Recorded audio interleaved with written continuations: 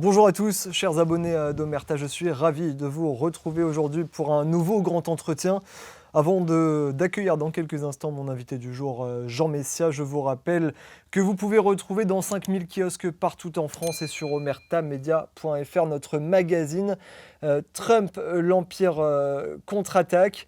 Un magazine bien évidemment qui fait écho à l'actualité puisqu'on vous le rappelle, Donald Trump a été élu le 47e président des États-Unis. Jean Messia, je vais vous présenter dans quelques instants, mais avant ça, je veux vous faire réagir quand même à cette couverture qui fait écho à l'actualité. Qu'est-ce que ça vous inspire quand vous voyez Trump, l'Empire contre-attaque ? L'Empire n'a pas seulement contre-attaqué, il a vaincu. Effectivement, il y a une différence entre le Trump de 2016 et le Trump de 2024. Le Trump de 2016 est un Trump qui fait, on va dire, le casse du siècle. C'est une aventure personnelle.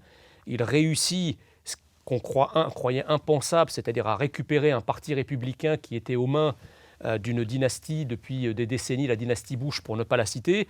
Et il arrive à s'emparer donc d'un des deux principaux partis qui constituent la démocratie américaine, et il en fait une sorte d'aventure personnelle. Il arrive en plus à être élu. En 2024, Donald Trump n'est plus seul. Donald Trump vient avec une vraie pensée politique qui s'incarne dans tout un tas d'intellectuels de droite qui l'accompagnent. Il vient avec un vrai personnel politique. On a beaucoup parlé de Kennedy Jr. Bref, je pense que dans un premier temps, Donald Trump a fracturé la serrure de la citadelle. Et dans un deuxième temps, en fait, maintenant, il y a une vraie stratégie d'exercice du pouvoir avec des idées et des hommes. Et donc, évidemment, moi, ça m'inspire une très grande espérance. Je vous parle en tant que Français, mais aussi en tant que chrétien. L'espérance est un risque à courir, disait Bernanos, et Donald Trump vient de le montrer, et de quelle magistrale façon. Avant de poursuivre cet entretien, Jean Messia, je vais juste rapidement vous présenter. Vous êtes économiste, haut fonctionnaire, porte-parole de Reconquête, président du Cercle de réflexion Vivre français.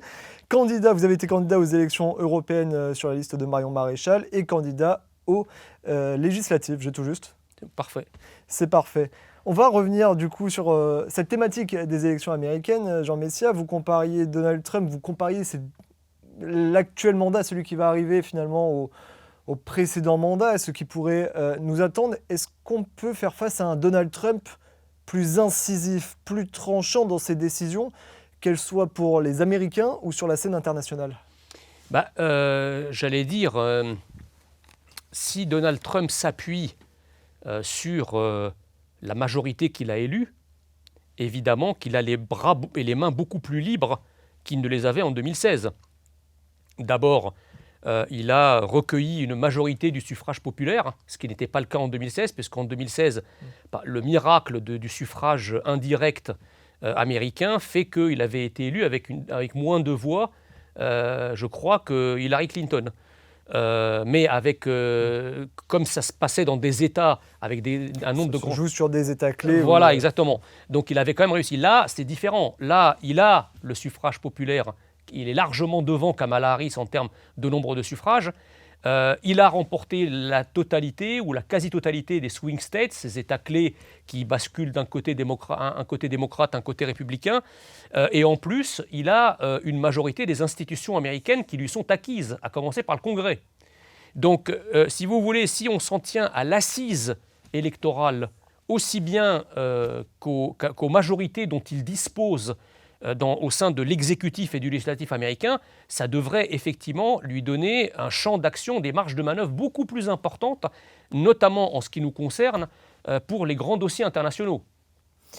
Juste avant d'aller plus loin justement sur ces dossiers internationaux, vous l'avez dit, et quand on regarde la carte des comtés, finalement, on voit qu'elle est majoritairement rouge, donc majoritairement républicain. Il a également glané des voix chez les latinos, qui étaient jusqu'ici finalement à majorité démocrate. Il a glané également des voix dans certaines dans certaines grandes villes, à l'image de Miami, qui était jusqu'ici pareil démocrate, qui sont passés républicains.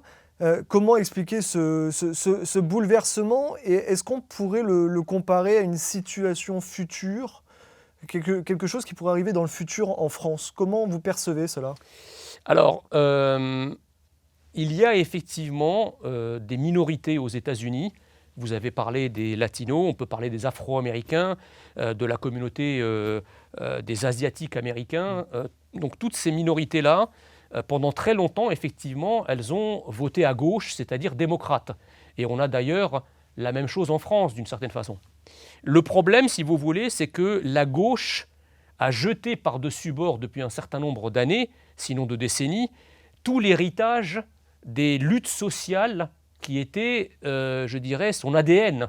La gauche, historiquement, eh bien, combat pour l'amélioration des conditions de travail, pour l'amélioration des conditions salariales, pour une forme d'égalité des droits aussi par rapport aux minorités. C'est un discours qui, effectivement, pendant très longtemps, a séduit les minorités. Le problème, c'est que depuis quelques années, cette gauche sociale, on va dire, s'est transformée en gauche raciale.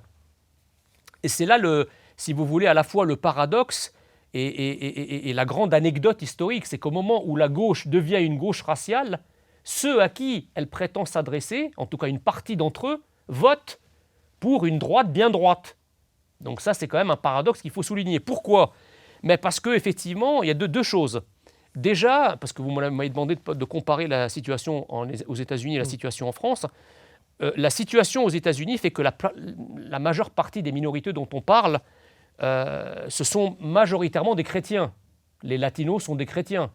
Les Noirs africains, les Afro-Américains sont également majoritairement des chrétiens. Donc il n'y a pas véritablement de césure identitaire comme il peut y avoir en France, dans la mesure où en France, l'écrasante majorité de ce qu'on appelle les minorités sont d'extraction musulmane. Bon.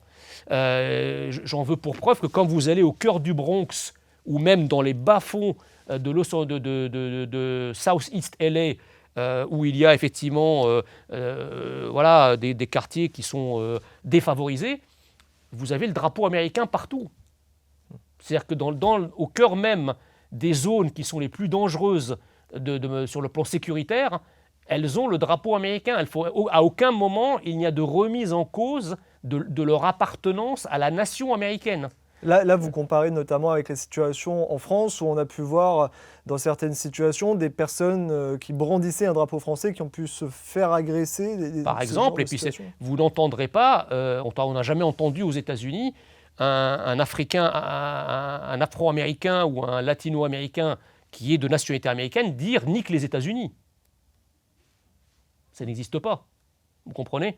Donc, et donc, si vous voulez, bien au contraire, et donc les minorités dont je vous parle, il y a cette fameuse interview d'un journaliste de quotidien, je ne sais pas si vous l'avez vu sur les réseaux sociaux, qui court après un automobiliste noir et qui lui dit bon, du coup, en gros, comme vous êtes noir, vous allez voter pour Kamala Harris, qui elle-même est noire. Et le gars lui répond mais je n'ai rien à foutre qu'elle soit noire. Moi, je suis américain, je vote en tant qu'américain. Et puis bon, en gros, je veux dire, les gens, les hommes, comment dire, les hommes de la communauté afro-américaine ou latino-américaine, leur rêve, c'est pas d'être déconstruits, si vous voulez, et c'est pas de devenir des femmes, contrairement à ce que le Kamala Harris leur propose. Donc, ce schéma sociétal, si vous voulez, de brouille de toutes les frontières, même les plus naturelles entre les hommes, les femmes, etc.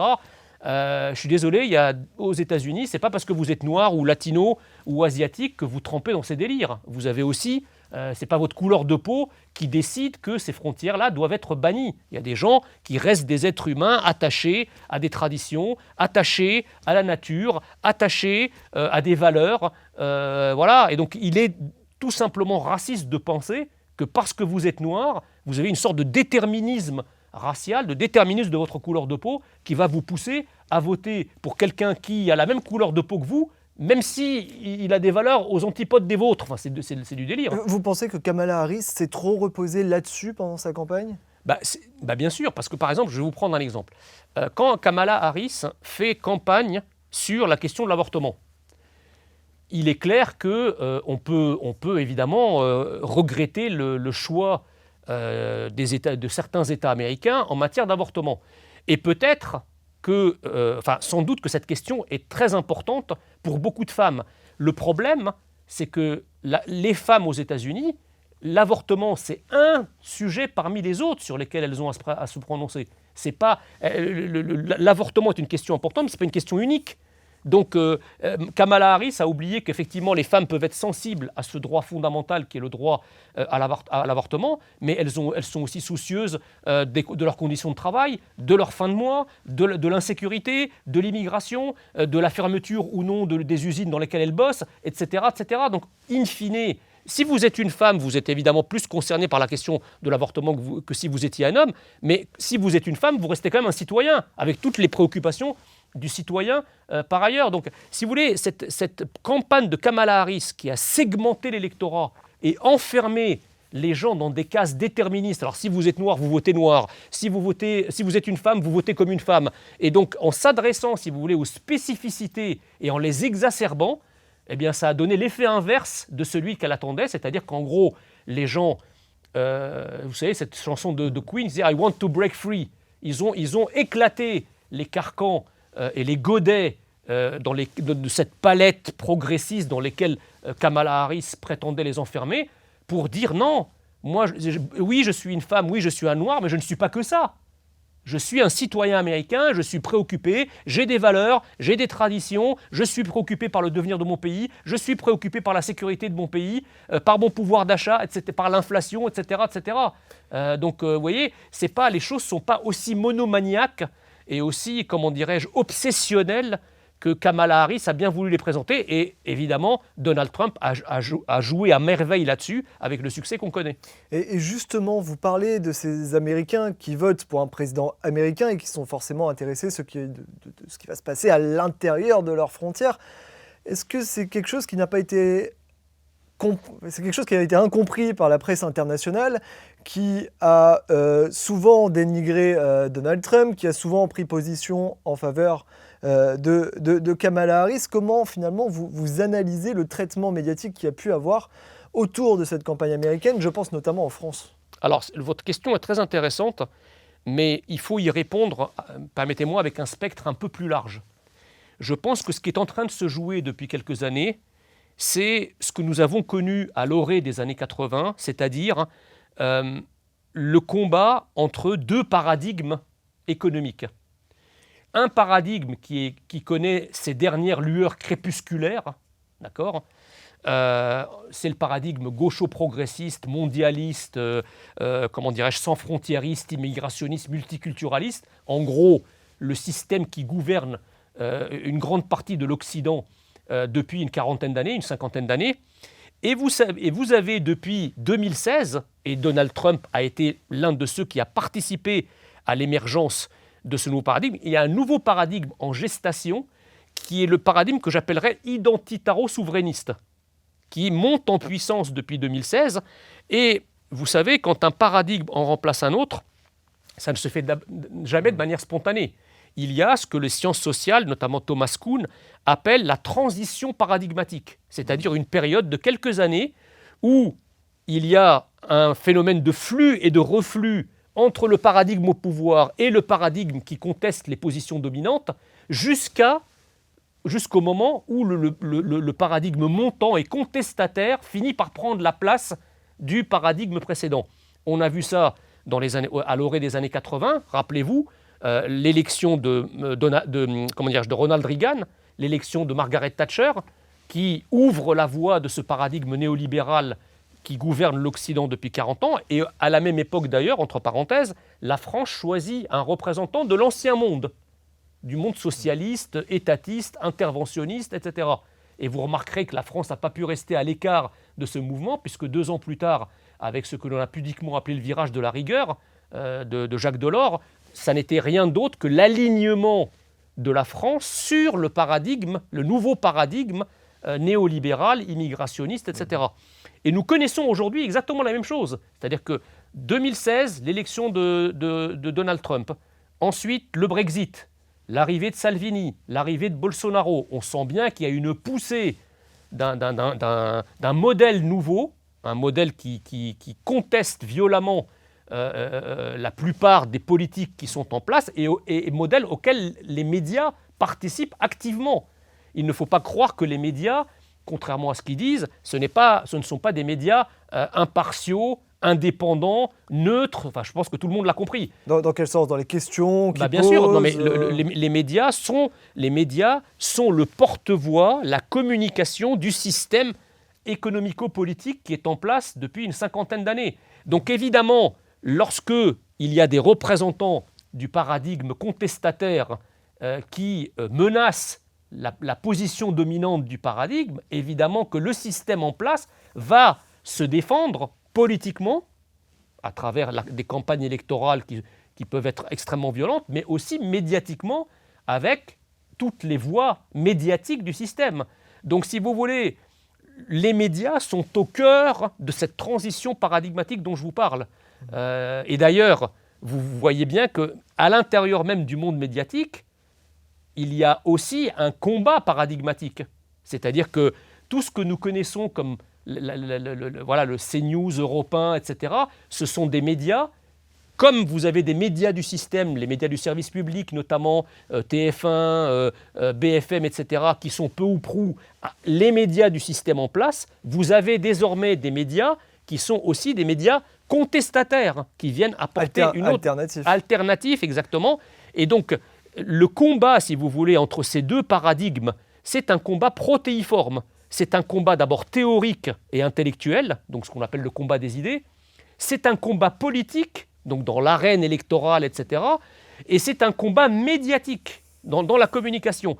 Et en fait, ce que Trump a vécu n'est rien d'autre que la personnification, la symbolisation de tout ce que je viens de vous dire. C'est-à-dire le paradigme contestataire et montant qui fait face à un paradigme dominant et qui défend sa position dominante. Alors si on prend les choses dans leur globalité, est-ce que finalement les médias alternatifs, ces nouveaux médias, n'ont-ils pas connu une victoire, mais en tout cas connu un nouvel essor grâce à cette campagne américaine? On l'a vu, Kamala Harris est restée sur des médias dits mainstream, sur en tout cas les médias CNN, classiques etc., oui. aux États-Unis. Donald Trump est allé chez d'autres personnes, chez d'autres médias, il s'est adressé à d'autres personnes, parfois en frôlant les dizaines de millions de vues.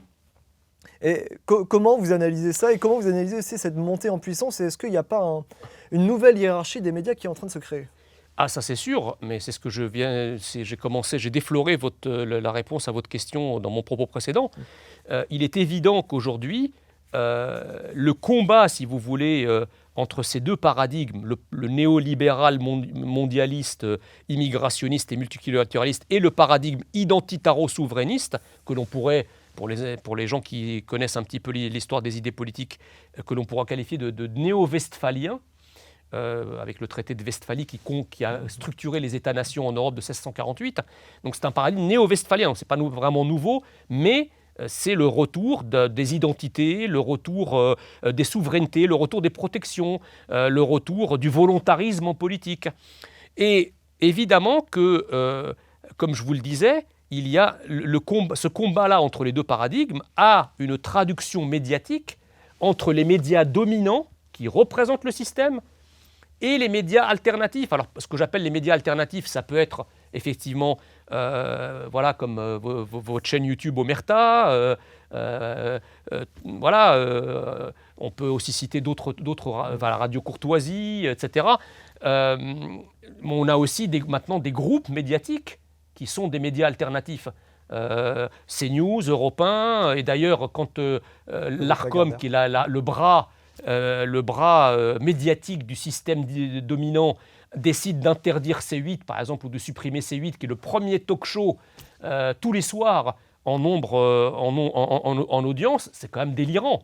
Ça veut bien dire que le système a perçu la menace de ces nouveaux médias et cherche vigoureusement à les censurer, parce que, il n'a plus rien à dire.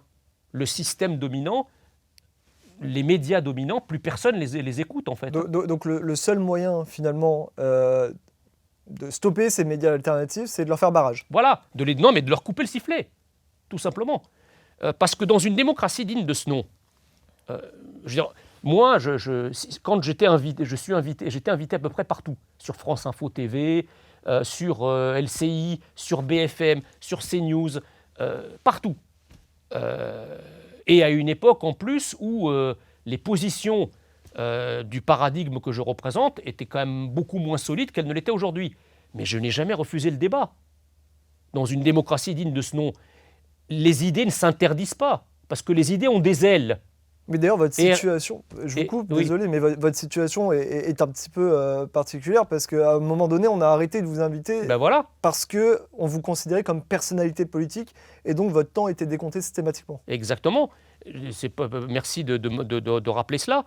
Du jour au lendemain, l'ARCOM m'invente un statut de personnalité politique que je n'ai pas. Après, vous étiez aussi candidat à ce moment-là, vous étiez candidat... Non. En fait, mon dernier engagement politique, quand l'ARCOM a pris cette décision, remontait à la présidentielle de 2022. Et depuis, ça faisait presque 2 ans que j'étais chroniqueur, que j'officiais comme chroniqueur pour le groupe Canal+.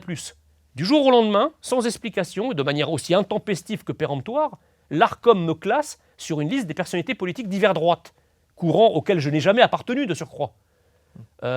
Ils arguent notamment de la cagnotte que j'ai lancée pour la famille du policier qui a été impliqué dans l'affaire Naël. Le système n'a pas digéré cette initiative. Bon, et par contre, je vous le dis, Marlène Schiappa, qui a été ministre de Macron, d'accord, jusqu'à il y a peu, vient d'être embauchée comme chroniqueuse sur BFM TV.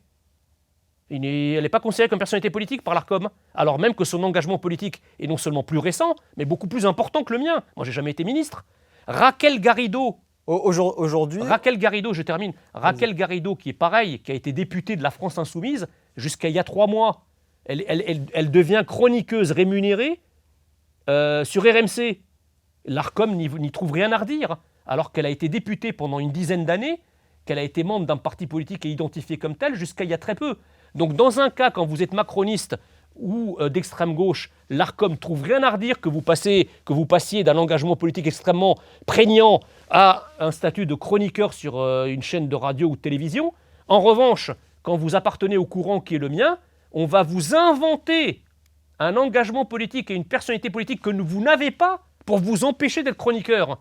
Vous comprenez ? Donc aujourd'hui, cette mesure est toujours en cours. Oui, toujours en cours. Et ça fait 1 an. Le fait qu'il n'y ait pas de scrutin actuellement. Parce que vous avez, comme je disais tout à l'heure, vous avez été candidat sur la liste de Marion Maréchal pour les élections européennes, candidat aux législatives aussi sur la liste Reconquête. Voilà, exactement. Non, mais ce que je veux vous dire, c'est qu'au moment où l'ARCOM prend cette décision, et d'ailleurs ça va faire presque 1 an, parce que ça a été pris, je crois, le 13 novembre 2023, c'est presque la date anniversaire aujourd'hui, eh bien, vous voyez bien que au moment où l'ARCOM prend cette décision, à ce moment-là, je ne suis candidat à aucune élection, je suis membre d'aucun parti et je n'ai aucun mandat électif.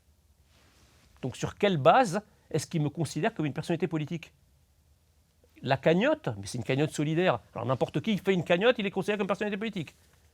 Une manifestation en soutien aux forces de l'ordre que j'ai pu faire, mais les forces de l'ordre, c'est des forces républicaines qui intéressent tout le monde.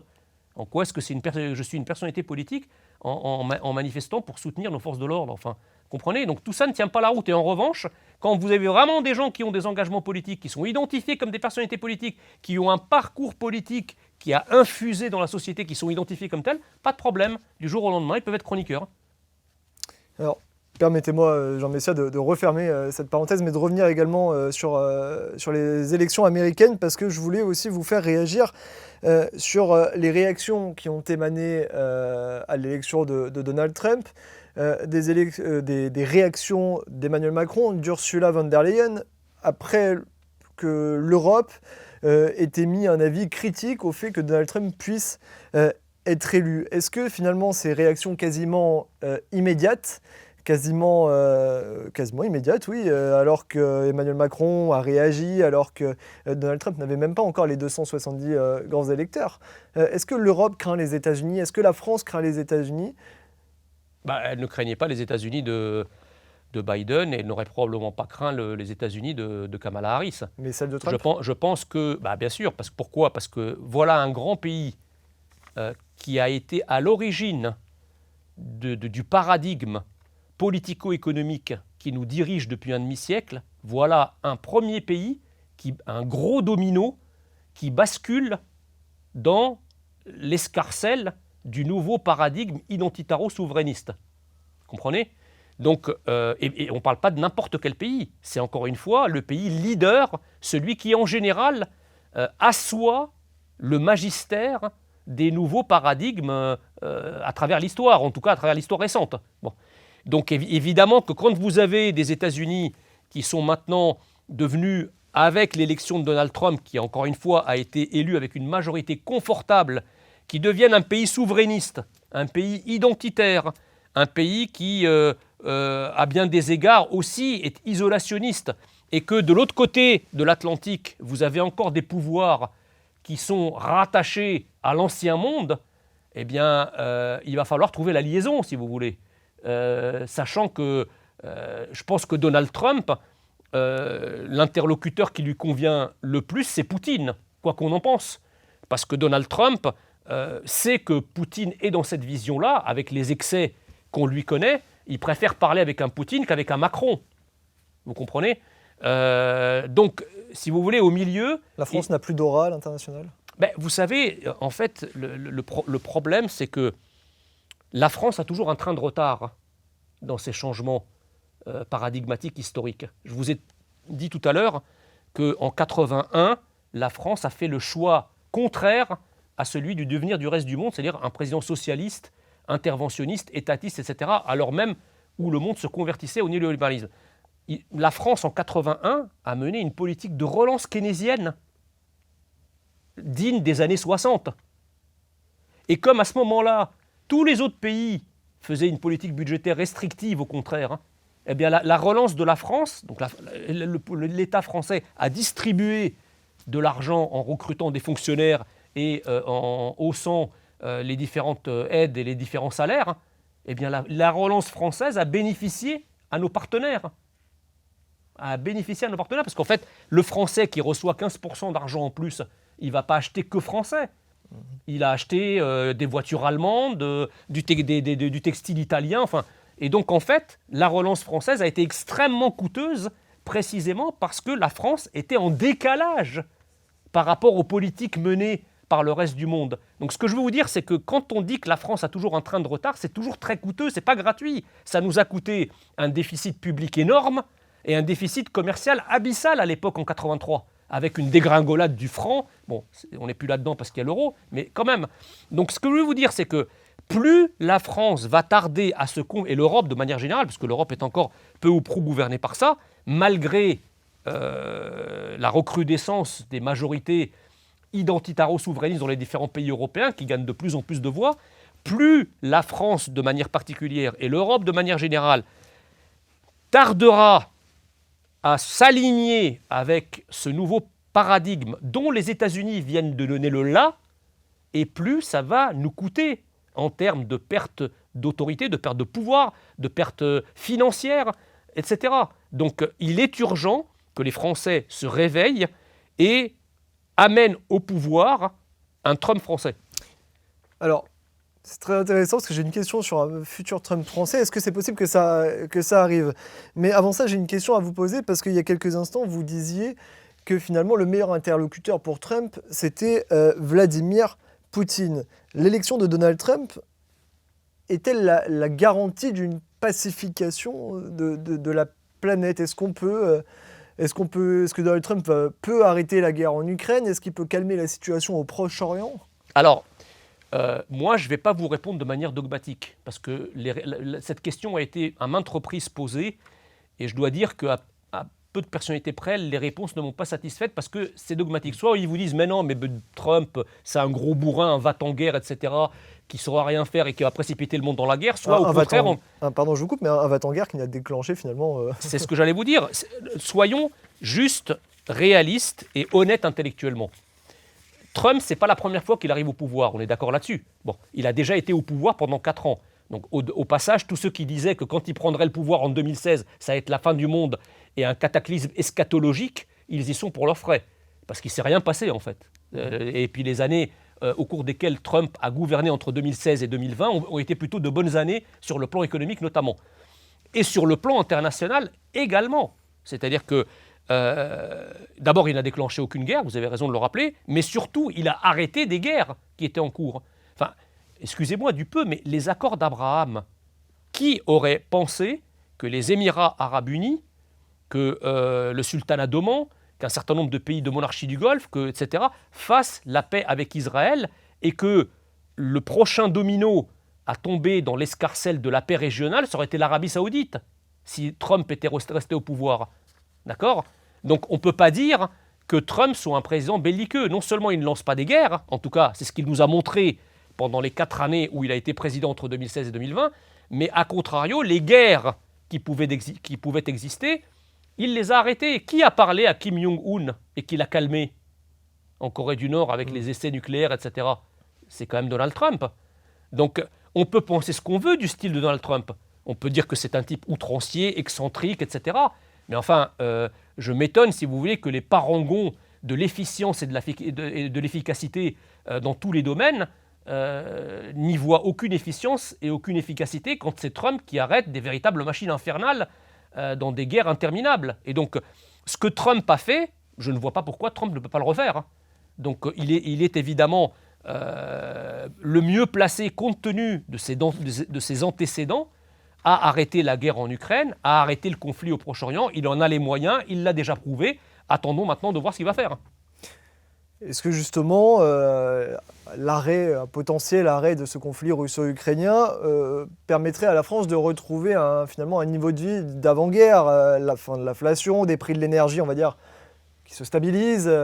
Est-ce que c'est aussi quelque chose qui est possible et est-ce que finalement, c'est pas le destin du monde et le destin de l'économie mondiale qu'il a entre ses mains en pouvant faire ça?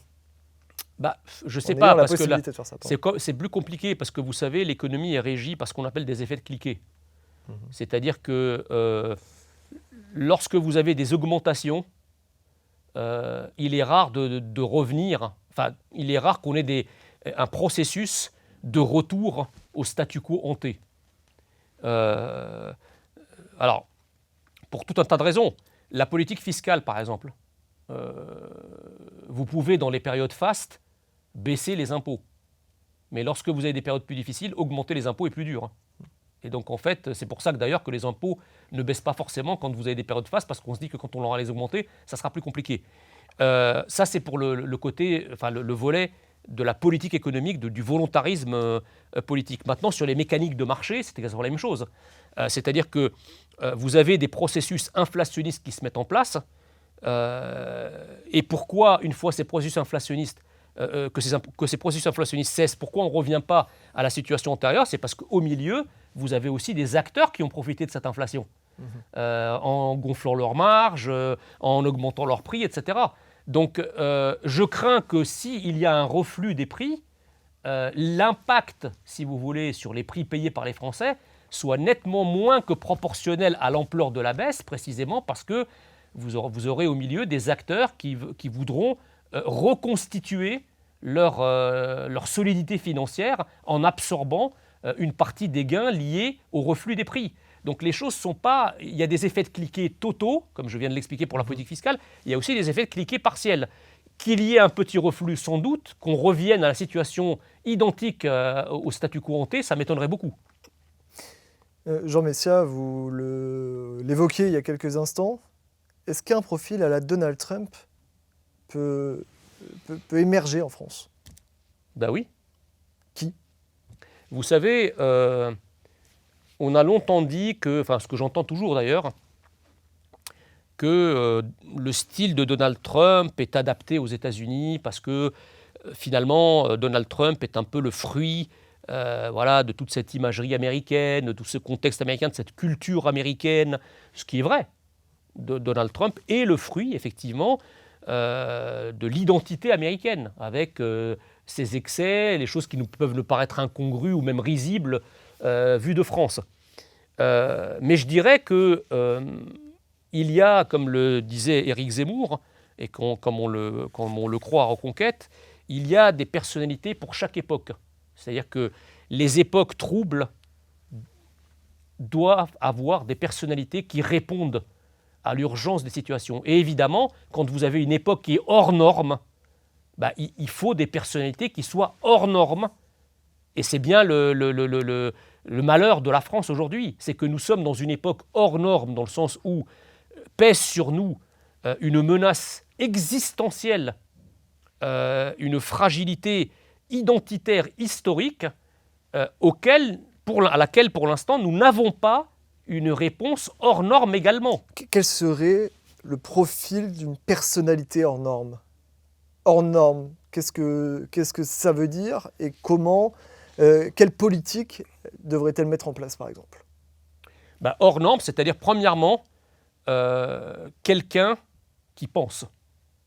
C'est-à-dire quelqu'un qui a un logiciel identitaire et souverainiste clair. Quelqu'un qui, dans le combat des idées qu'il a mené avec succès, en a acquis une expérience dans le débat et dans la capacité de convaincre les Français. Vous savez, c'est cette fameuse phrase de Bergson, « Plus loin on bande son arc vers l'arrière et plus loin ira la flèche ». Donc par là, Bergson disait que le fait d'avoir effectivement une formation, une instruction, une culture littéraire, historique, une appropriation de la civilisation française dans toutes ses acceptions, à la fois littéraire, théâtrale, sur les idées politiques, même la poésie, etc. Plus vous êtes irrigué par ce savoir français, et plus vous avez des cordes à votre arc pour pouvoir convaincre les Français. Donc ça, c'est la première chose. La deuxième chose, c'est qu'il est évident que le système qui est en place, il ne faut pas lui donner des gages de soumission. Le système qui est en place doit se combattre, et on ne le combat pas en s'y soumettant. C'est-à-dire que le profil du Trump français doit être celui qui dit les choses telles qu'elles sont, et non pas telles que le système et la morale de gauche qui gouverne le système a envie de l'entendre. Donc c'est quelqu'un, pour tout vous dire, qui a le courage de la vérité. Vous avez un nom en tête? Qui dit le courage de la vérité? Vous avez un nom en tête? Éric Zemmour. Vous avez un nom en tête. Voilà. Donc moi je pense, si vous voulez, que c'est une personne qui soit à la fois aguerrie sur le plan des idées et qui en même temps ait le courage d'exprimer ses idées, d'exprimer la situation de la France telle qu'elle est véritablement, sans craindre de heurter, de choquer, parce que je pense qu'aujourd'hui, si vous voulez, les problématiques identitaires, sécuritaires, migratoires, économiques, sociales auxquelles les Français sont confrontés, ce n'est pas des problématiques confidentielles. Ce n'est pas des événements qui seraient réservés à des petites minorités de Français qui ne les verraient que de manière microscopique sur notre territoire. C'est devenu des phénomènes de société, des phénomènes majeurs, et je pense que même si les médias, pour l'instant, ferment les écoutilles parce que vous leur dites des choses qui sont impensables à leurs oreilles et vous leur montrez des choses qui sont impensables pour leurs yeux, il faut s'adresser au peuple français qui vit ces réalités et qui est aujourd'hui, je pense, capable de les entendre. Sur la question, vous parlez d'immigration, la politique migratoire, qu'est-ce qu'il faudrait? Il faudrait une politique à la Donald Trump? Bien sûr, mais ça fait, vous savez, ça fait longtemps qu'à Reconquête, on sait très bien ce qu'on pense de nous sur l'immigration, si vous voulez. Le problème, encore une fois, parce que je veux immédiatement évacuer tous ces anathèmes qui nous sont prononcés en termes de racisme, d'islamophobie, etc. Lutter contre le remplacement d'un pays n'est pas être raciste. Lutter contre l'islamisation d'un pays n'est pas être islamophobe. Ou alors il faudrait considérer que demain, lutter contre la christianisation du Maghreb serait christianophobe. C'est absurde. Le fait de combattre un processus n'est pas combattre une religion dont il serait à l'inspiration. Vous comprenez? Combattre l'islamisation n'est pas combattre l'islam. Ne pas vouloir que la France devienne musulmane, c'est pas être contre l'islam. Quand on va au Maroc, en Algérie, en Tunisie, en Égypte, en Jordanie, ces pays-là sont musulmans et on y est très bien, parce que vous êtes dans un creuset civilisationnel qui est islamique et personne ne demande à en changer. C'est des paysans, c'est quelque chose qui est dans son creuset identitaire et civilisationnel. Il se trouve que la France n'a pas un creuset civilisationnel musulman. Nous avons un creuset civilisationnel qui est judéo-chrétien, qui est gréco-romain, qui est à la fois monarchique et républicain. C'est une spécificité de l'identité française. Donc vouloir, protéger l'identité historique française n'est pas être un haineux, n'est pas être un raciste ou un islamophobe.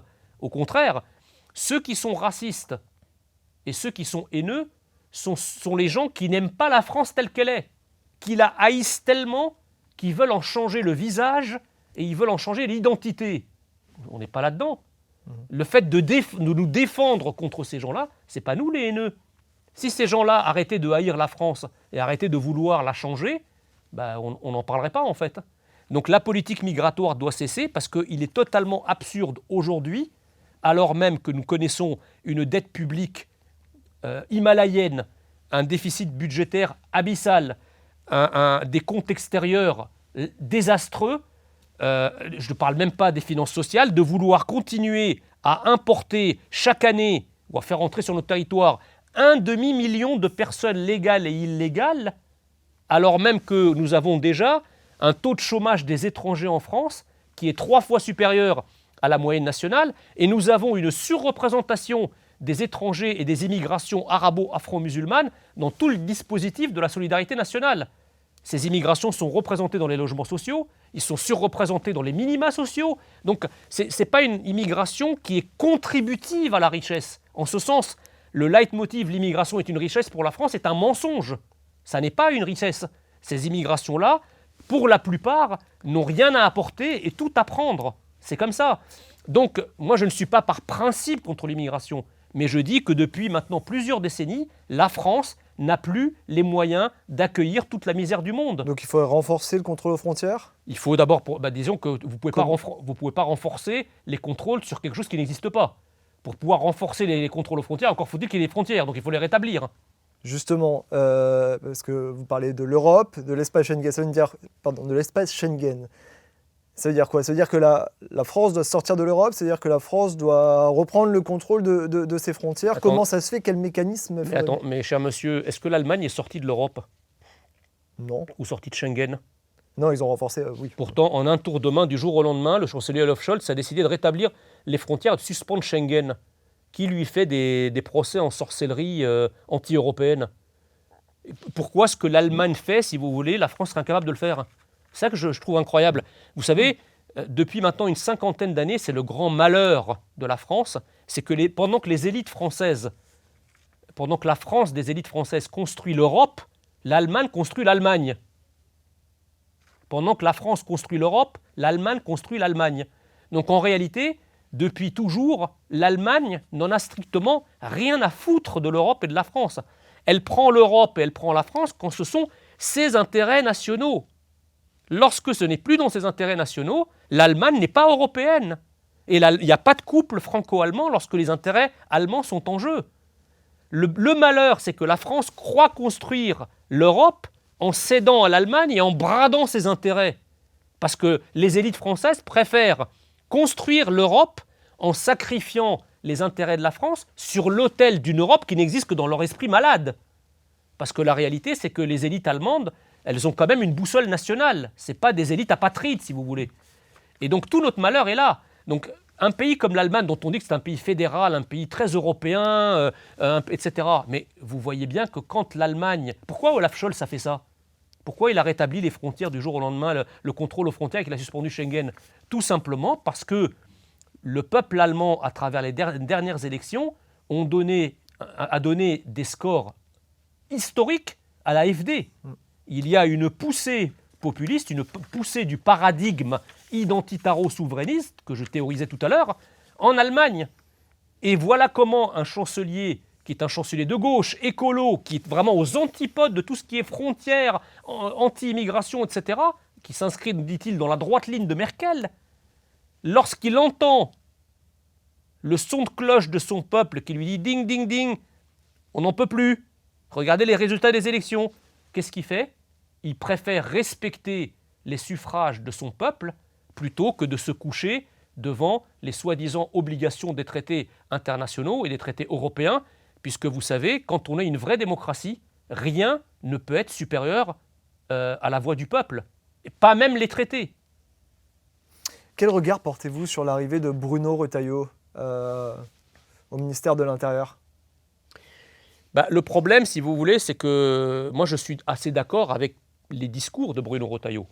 C'est vrai qu'il apporte un peu de fraîcheur dans le discours politique et notamment dans ce ministère cyclé aujourd'hui qui est le ministère de l'Intérieur qui est en charge, encore une fois, de notre sécurité. Et Dieu sait qu'il y a du boulot.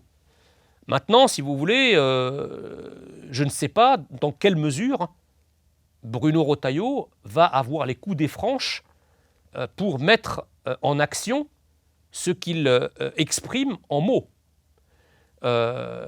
D'abord parce que le président de la République reste quand même Emmanuel Macron, dont on connaît le logiciel idéologique, qui n'est pas exactement le même que celui de Retailleau, tant s'en faut. Et ensuite parce que ce qui grève l'action publique en matière de sécurité, d'immigration, c'est encore une fois un certain nombre de traités que la France a signés, Convention européenne des droits de l'homme, la jurisprudence de la Cour de justice des communautés européennes, etc., qui font qu'aujourd'hui, à chaque fois que Bruno Retailleau voudra prendre une décision qui va dans le sens de la fermeté vis-à-vis de l'immigration, l'état de droit, c'est l'état de droit de tout le monde sauf des Français, eh bien l'état de droit, à travers ces différentes juridictions, à travers le pouvoir des juges, va immédiatement casser les décisions du ministre de l'Intérieur et on sera au statu quo. Donc si on veut pouvoir avoir un impact de la politique migratoire et de la politique sécuritaire, il va nécessairement falloir s'interroger sur notre appartenance, ou en tout cas à certaines conventions, à un certain cadre européen qui est aujourd'hui un cadre stérilisant, parce que c'est un cadre, vous savez, le droit est toujours le reflet d'une idéologie, à toutes les époques. Donc le droit qui aujourd'hui prévaut en Europe, c'est un droit qui a été patiemment construit par le paradigme politico-économique antérieur. C'est-à-dire c'est un droit qui promeut l'immigration, qui promeut le libre-échange, qui promeut le sans-frontiérisme, qui promeut le multiculturalisme. C'est un droit qui est bâti pour servir l'idéologie européenne de ces 50 dernières années. Donc le problème, si vous voulez, c'est qu'à partir du moment... Parce que le droit, c'est quoi ? Le droit, c'est le peuple qui fait le droit. Le droit, c'est le pouvoir législatif. Le pouvoir législatif, il est élu. Donc ce que le peuple a fait, le peuple peut très bien le défaire, ou le peuple peut le changer.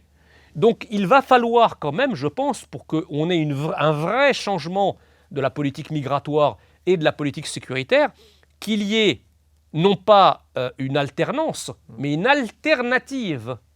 C'est-à-dire que le nouveau paradigme identitaro-souverainiste s'installe à la tête de la France à travers l'élection présidentielle. Et là, on va procéder à un changement du droit de l'État pour que l'État de droit redevienne de nouveau un État au service des Français, protecteur des Français, un État de droit franco-français et non pas un État de droit qui protège et défend les intérêts de la terre entière au détriment des Français. Donc pour l'instant, si vous voulez, nous n'y sommes pas. J'ai aussi envie de revenir un petit peu sur l'actualité récente. Finalement, une énième loi immigration. Est-ce que ça servirait à quelque chose ou ça coincerait à un moment dans le processus, on va dire, aujourd'hui démocratique, tel qu'il est actuellement français ? Les mêmes causes, hélas, produiront les mêmes effets. Rappelez-vous cette loi immigration qui a été votée l'année dernière. C'était une loi qui avait des dispositifs, je dirais, timidement fermes sur l'immigration, mais qui avait le mérite d'exister. C'est-à-dire qu'il y avait un volet, c'est toujours le en même temps, un volet humaniste et un volet fermeté. Résultat des courses, quand il passe sous les fourches caudines du prisme idéologique qui a construit l'état de droit dont je vous parlais il y a un instant, c'est-à-dire le prisme du droit gaucho-progressiste, qu'est-ce qui se passe ? Ça joue comme une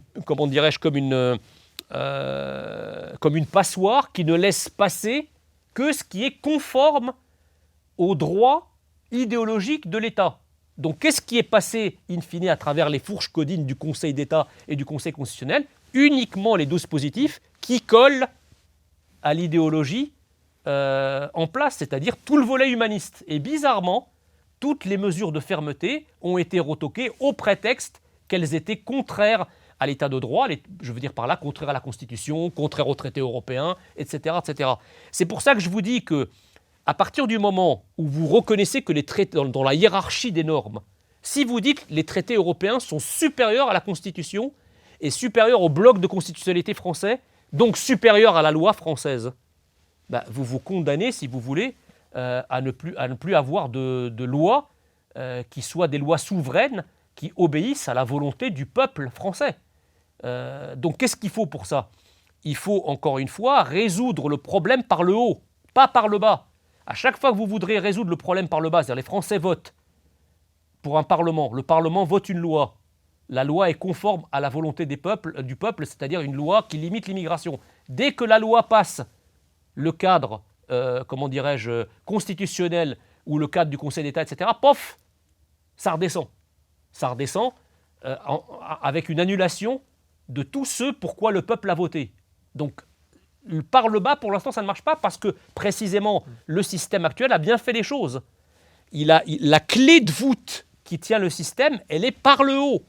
Et pour la changer, il faut la changer par le haut. Et pour la changer par le haut, seul un président de la République et un pouvoir législatif qui soit de la même couleur de ce nouveau président de la République peuvent changer les choses en redemandant une renégociation des traités européens, en négociant avec nos partenaires européens qui, pour le coup, sont soumis aux mêmes pressions de leur électorat, puisqu'on voit partout progresser les majorités de ce nouveau paradigme identitaro-souverainiste.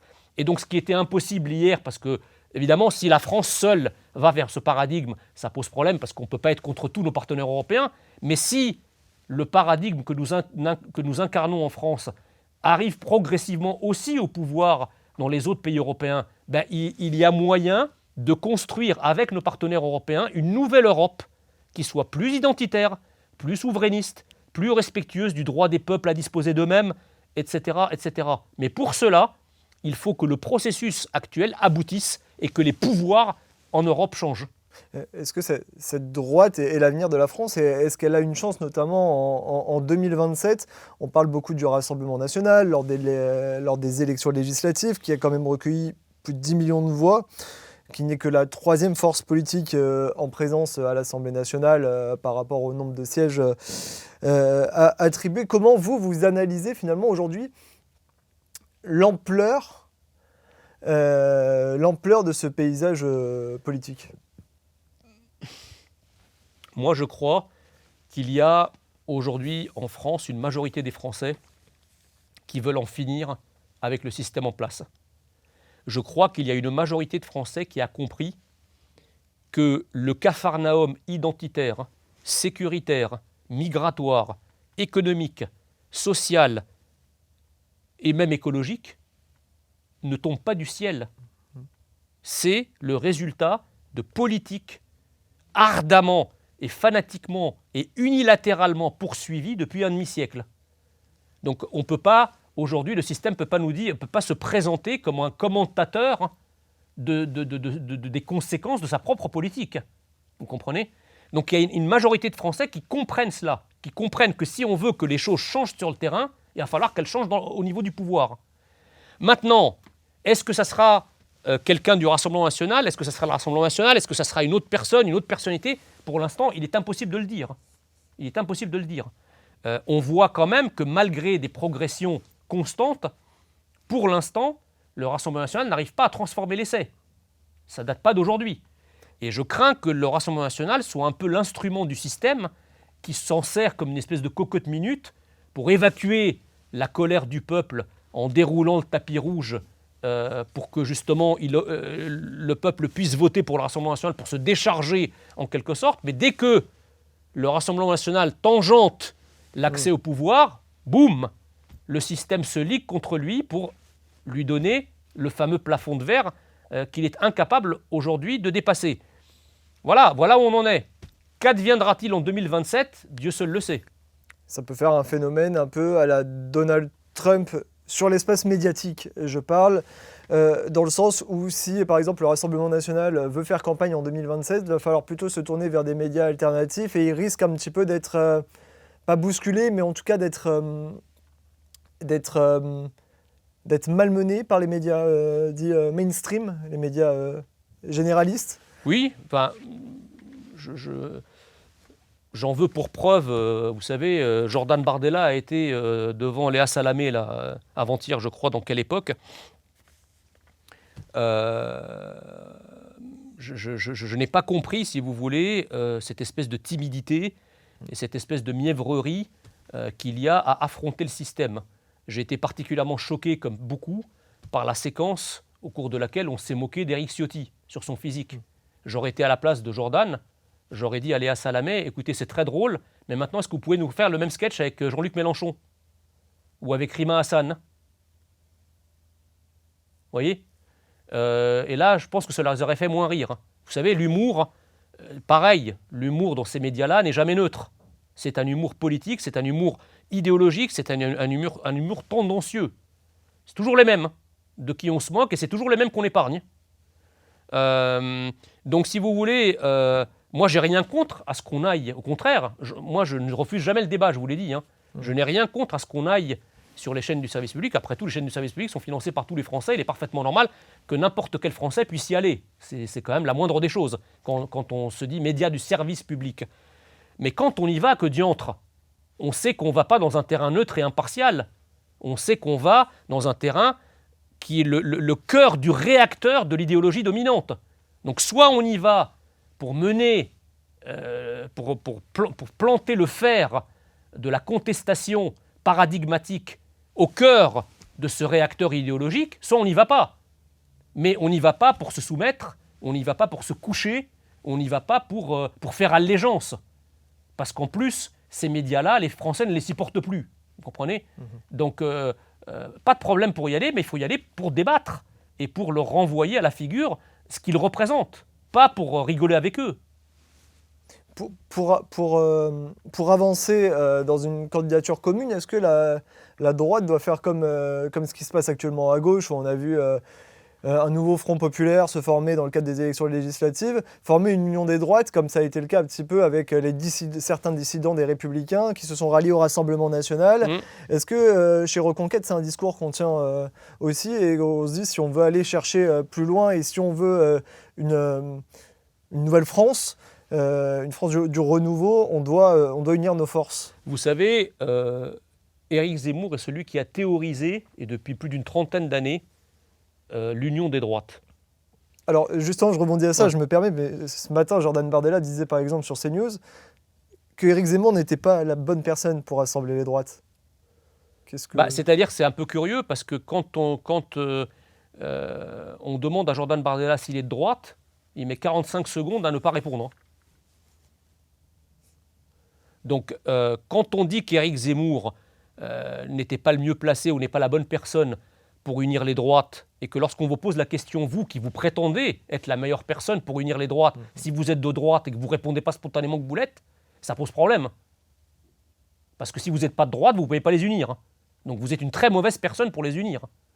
Donc, moi je crois qu'au contraire, Éric Zemmour est la meilleure personne pour unir les droites, tout simplement parce que c'est celui qui a identifié le premier cette nécessité. D'ailleurs, le cœur du réacteur idéologique en France, du nouveau paradigme identitaro-souverainiste, c'est Éric Zemmour. Un des penseurs les plus brillants de la pensée nationale de ces 30 dernières années, c'est Éric Zemmour, à travers ses livres, ses analyses, ses éditoriaux, ses émissions de télévision mémorables. C'est lui. D'ailleurs, Jordan Bardella, quand vous lisez son bouquin, il le copie quand même pas mal, et il n'est pas le seul. Et même, c'est très bien, parce que les idées, c'est la seule chose qui enrichissent quand elles sont partagées. Donc, c'est très bien. Je pense que Éric Zemmour est assez fier que ces idées diffusent dans l'ensemble du camp national et qu'on les reprenne. C'est fait pour ça. Bon. Maintenant, si vous voulez, à Reconquête, on a toujours été convaincus qu'il y a une alliance que l'on appellerait le Rassemblement républicain pour la Reconquête. Je m'explique. Rassemblement parce qu'il est évident que rien ne sera possible sans l'électorat populaire du Rassemblement national. les couches populaires votent majoritairement Rassemblement national. Rien ne sera possible sans cet électorat-là. Républicain, parce que rien ne sera possible sans l'expérience de gouvernement acquise par un certain nombre de républicains qui n'ont pas l'épaisseur d'une feuille de papier à cigarette entre ce qu'ils pensent et ce que nous pensons. Éric Ciotti en faisant partie. Et rien non plus ne sera possible sans Reconquête, parce que Reconquête et Éric Zemmour sont la colonne vertébrale idéologique, la boîte à idées du camp national. C'est le moteur du véhicule national. Si vous enlevez Reconquête, la voiture de camp national s'arrête, elle tourne à vide. Comprenez ? Et donc c'est cette alliance-là qui nous appartient de construire. Comment ? Je ne sais pas. Mais en tout cas, cet objectif-là est évidemment le nôtre. Le problème aujourd'hui, c'est qui freine ? Qui n'a pas voulu d'alliance avec Reconquête ? Qui a refusé la main tendue par Reconquête ? C'est le Rassemblement national. Alors ils vous disent, ouais, mais parce que Reconquête a été trop virulent avec nous, parce qu'Éric Zemmour a été trop violent dans ses mots, etc. Excusez-moi, mais quand il s'agit de sauver la France, c'est pas à ça qu'on s'arrête. On peut reprocher beaucoup de choses à Emmanuel Macron, par exemple, et je suis le premier à l'attaquer sur ses idées. Mais lorsqu'Emmanuel Macron nomme des Darmanin Premier ministre ou des Bruno Le Maire ministre de l'économie, et qu'on vous ressort tout ce que Darmanin et Bruno Le Maire ont pu dire sur Macron au moment de sa campagne de 2016. Ils en disaient pique-pendre. Mais Emmanuel Macron les a quand même nommés parce qu'il a estimé que stratégiquement, ces gens-là devaient être nommés à ces postes-là. Donc je pense qu'à un moment, il va falloir, si vous voulez, que le camp national, de manière générale, et surtout le Rassemblement national de manière particulière, sortent de ces œillères boutiquières et considèrent l'intérêt de la France et ne s'arrêtent pas à des mots, à des querelles picrocolines, à des phrases qui ont été prononcées dans tel contexte par telle personne, etc. L'urgence, elle n'est pas là. Quand il s'agit de sauver la France, il faut taire toutes ces querelles et puis avancer tous ensemble. Rappelez-vous que pendant la Seconde Guerre mondiale, on a été capable de mettre autour de la même table un monarchiste et un communiste, parce que la patrie était en danger. Je ne vois pas pourquoi on ne peut pas le faire aujourd'hui. Jean Messia, pour conclure cet entretien, j'aimerais revenir sur ce qui s'est passé il y a quelques jours dans les rues d'Amsterdam, lorsque des supporters du club du Maccabi Tel Aviv ont été agressés en marge de la rencontre qui opposait leur club à l'Ajax d'Amsterdam. Comment expliquer aujourd'hui cette escalade constante de la violence au sein de notre société et jusqu'où cela peut aller dans le contexte sociétal actuel? Alors, vous me parlez du contexte sécuritaire de manière générale. Je vais répondre à cette question. Et puis ensuite, je me consacrerai à la violence antisémite en particulier. Il est évident qu'aujourd'hui, et c'est reconnu, ça a été reconnu même par Gérald Darmanin, ministre de l'Intérieur en son temps, que la composante immigrée est substantielle dans l'insécurité que frappe la France. Certaines immigrations arabo-afro-musulmanes sont surreprésentées dans les statistiques de la délinquance et de la criminalité. Qu'est-ce que ça veut dire ? Ça ne veut pas dire que si on enlève ces immigrations, on va tomber sur le paradis sur terre et il n'y aura plus ni de crimes ni délits. Non, on a toujours une composante nationale de crimes et délits. Mais ce n'est pas parce que nous avons une composante nationale de crimes et délits qu'il faut y adjoindre une composante immigrée pour gonfler notre insécurité. Si déjà on peut régler la composante immigrée, les moyens qui ne cessent d'augmenter dans la lutte contre l'insécurité en termes de plus de policiers, plus de gendarmes, plus de greffiers, plus de magistrats, seront consacrés à lutter contre la violence domestique, au lieu d'être dédiés à lutter contre une violence endémique, exponentielle, en raison des flux migratoires non continus. Donc déjà, ça c'est la première chose. La deuxième chose, c'est que ces immigrations dont je vous parle sont aussi surreprésentées dans les actes antisémites. Vous savez, la résurgence de l'antisémitisme en France et en Europe, elle est due à l'arrivée massive de ces immigrations arabo-afro-musulmanes qui, en leur sein, ont une composante d'antisémitisme et qui sont, pour certains, biberonnés à l'antisémitisme depuis tout petit. L'antisémitisme, en France en tout cas, était devenu résiduel. On croyait la bête immonde définitivement terrassée en 1945 et par la suite, en apprenant les horreurs de la Shoah. Plus personne ne pouvait être antisémite et ceux qui étaient antisémites étaient immédiatement, à juste titre, traînés devant les tribunaux, embastillés, etc. On se souvient ce qu'il en est advenu pour Jean-Marie Le Pen. Bon. Le problème aujourd'hui, c'est que nous avons sur notre territoire des gens qui ne partagent pas notre mémoire, qui n'ont pas la même acuité dans le ressenti des horreurs que nous avons expérimentées dans notre chair nationale. Ils ne savent pas ce que c'est les horreurs de la Seconde Guerre mondiale, ils ne savent pas ce que c'est dans leur mémoire collective que d'être obligés de porter des étoiles juives, des étoiles jaunes comme signe distinctif. Ils ne savent pas ce que c'est d'avoir été déportés. Alors évidemment, moi je n'ai pas vécu ça, vous non plus. Mais il y a des rémanences, des choses qui coulent dans nos veines, qui sont des rémanences historiques et qui nous rendent extrêmement sensibles face à des horreurs que nos aïeux ont pu vivre. Vous comprenez ? Et ces gens-là, parce qu'ils n'ont pas été irrigués par l'identité française, parce qu'on a abandonné le principe de l'assimilation qui me faisait dire à moi, dont les ancêtres étaient pharaons, qui me fait dire à moi, immigré assimilé, mes ancêtres sont gaulois, qui est une appropriation de l'histoire et des aïeux français, eh bien, comme il n'y a pas eu ça, ces gens sont étrangers à notre histoire.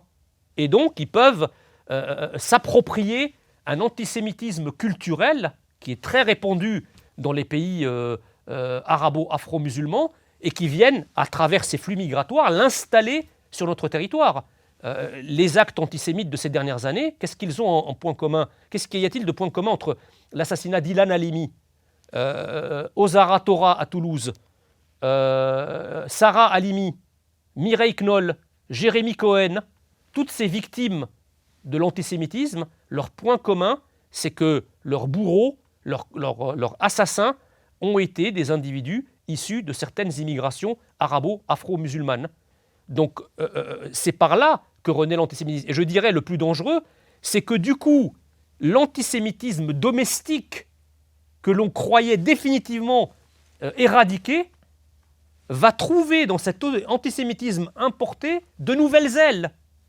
Et donc je vois très régulièrement sur les réseaux sociaux des gens qui sont d'extraction française et qui se joignent, comment dirais-je, pour l'antisémitisme à travers la Palestine, le Hamas, etc., qui se joignent à l'antisémitisme importé. Vous comprenez ? Et donc aujourd'hui, on arrive, c'est ça le truc le plus extraordinaire, c'est que le système idéologique en place nous a imposé un flux de centaines de milliers d'immigrés, dont une majorité est musulmane depuis une cinquantaine d'années, pour, disait-il, combattre le retour de la bête immonde et le ventre fécond de la bête immonde. Le problème, c'est que la bête immonde est en train de renaître à travers ces immigrations que l'on a fait venir en masse. Je dis chapeau les artistes. Alors juste pour remettre aussi peut-être les choses dans leur contexte et essayer de comprendre peut-être est-ce que ces violences auraient pu être évitées lorsque les supporters israéliens ont prononcé ces mots mort aux Arabes, on va gagner, laissons le Sahel gagner pour finir les Arabes. Est-ce que ça a pu aussi peut-être, bien évidemment sans justifier quoi que ce soit à la violence, mais est-ce que cela aussi a pu entraîner une intensification de la violence ? Alors ça, c'est la grande thèse d'un certain nombre de responsables politiques français, d'extrême gauche pour ne pas le dire, pour ne pas les citer, et de la France insoumise pour ne pas la citer non plus. Mais moi j'ai une question à poser, cher monsieur. Posez-la. Donc si demain on apprend que des Maghrébins ont sifflé une minute de silence et ont refusé de participer à des hommages à Samuel Paty par exemple, qu'ils ont dit nique la France ou qu'ils ont brûlé un drapeau français, ça justifierait un pogrom anti-musulman et anti-maghrébin en France. Parce que c'est ce que la France insoumise est en train de nous dire. Si les vociférations d'un certain nombre de supporters israéliens justifient qu'on jette des gens dans le fleuve et qu'on les oblige à crier « Free Palestine », autrement on les laisse crever dans le fleuve, à ce moment-là, c'est la porte ouverte pour les Français d'organiser des pogroms anti-maghrébins et anti-africains au prétexte que certains maghrébins et certains africains brûlent des drapeaux français, disent nique la police, disent nique la France, disent nique les blancs, etc. Enfin, vous comprenez? Est-ce qu'on se rend compte de ce qu'on est en train de dire? Et justement, je vais vous faire aussi réagir aux propos, au tweet de la députée de Nouveau Front Populaire, Marie Messmer, qui a tweeté « Ces gens-là n'ont pas été lynchés parce qu'ils étaient juifs, mais bien parce qu'ils étaient racistes et qu'ils soutenaient un génocide. » Un tweet qui a été signalé par Bruno Retailleau à la procureure de la République de Paris. J'ai répondu d'ailleurs moi-même à ce tweet, avant le signalement de Bruno Retailleau, mais c'est incroyable.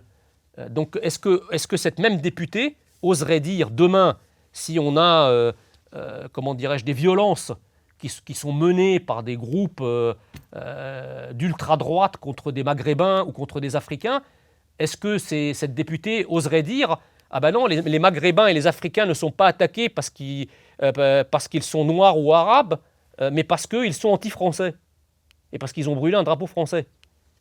Je ne comprends pas, si vous voulez, que ces gens qui ne cessent de bêler, et je pèse mes mots, de bêler à longueur de journée, pas d'amalgame, il ne faut pas mélanger. Ce n'est pas parce que vous avez des extrémistes que tout le monde est comme ça.